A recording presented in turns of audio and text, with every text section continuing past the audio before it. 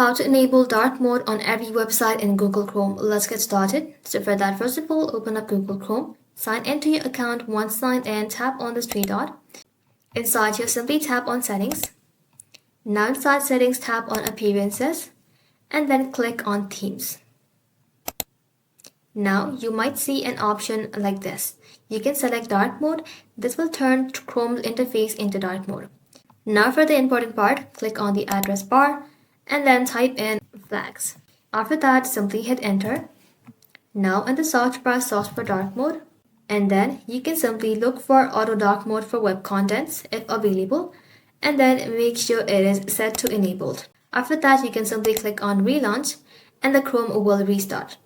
Now dark mode will be enabled on Chrome interfaces and almost every website you visit.